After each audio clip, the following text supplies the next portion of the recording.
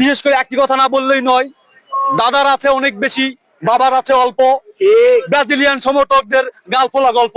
আমরা গালফোলা গল্পে বিশ্বাসী নই, আমরা খেলায় বিশ্বাসী, আমরা খেলার ফলে বিশ্বাসী। ধন্যবাদ সবাইকে। আজকের এই র্যালি সফল হোক, সার্থক হোক।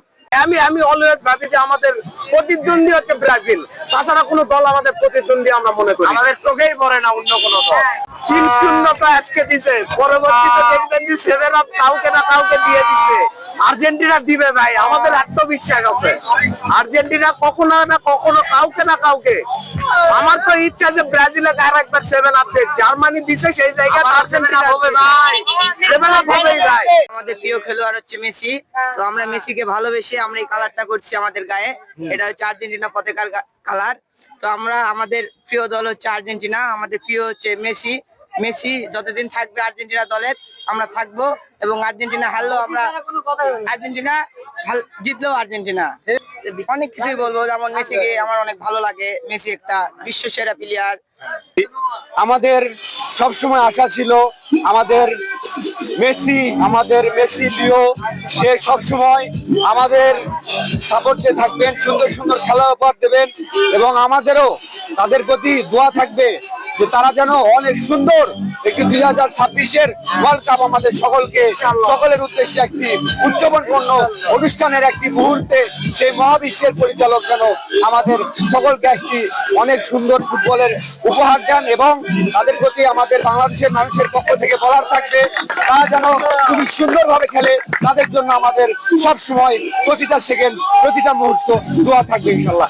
এই আর্জেন্টিনার আজকে সকাল 7টায় যে আমরা বিজয় লাভ করছি আলজেরিয়ার বিপক্ষে, এটা আমাদের জয় দিয়েই শুরু এই বিশ্বকাপ 2026 বিশ্বকাপ।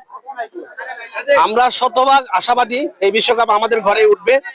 আপনি জানেন আর্জেন্টিনা ডিফেন্ডিং চ্যাম্পিয়ন, এবং আর্জেন্টিনা বর্তমান ওয়ার্ল্ড র্যাঙ্কিং এ নাম্বার 1 দল। তো নাম্বার 1 দল ওয়ার্ল্ড র্যাঙ্কিং এ, তারা কাপ পাবে এটাই স্বাভাবিক।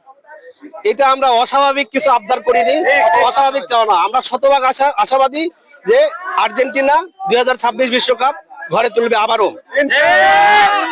আজকের যে সকালের যে খেলাটা দেখছেন আপনি, বর্তমানে আমাদের মেসির মনে হয় এটাই শেষ বিশ্বকাপ। এই শেষে এসেও সে কিন্তু মানে এমন একটা পারফরমেন্স দিয়েছে, মাঠে সে হ্যাটট্রিক করেছে। কিন্তু মেসির হ্যাটট্রিকের মাধ্যমে আমরা 2026 বিশ্বকাপে প্রথম জয়, এই জয় দিয়ে আমরা শুরু করব, এবং এই জয় শেষ পর্যন্ত ধারাবাহিকতা থাকবে ইনশাআল্লাহ।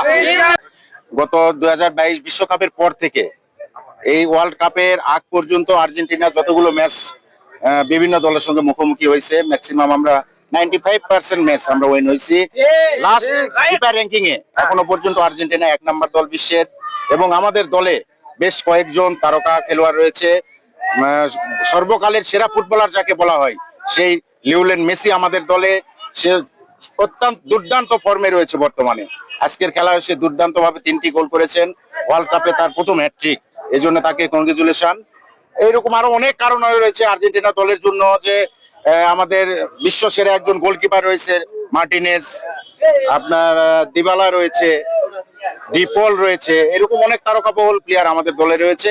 এই জন্য 2026 বিশ্বকাপও ইনশাল্লাহ আমরা আর্জেন্টিনার ঘরে তুলবো শতভাগ।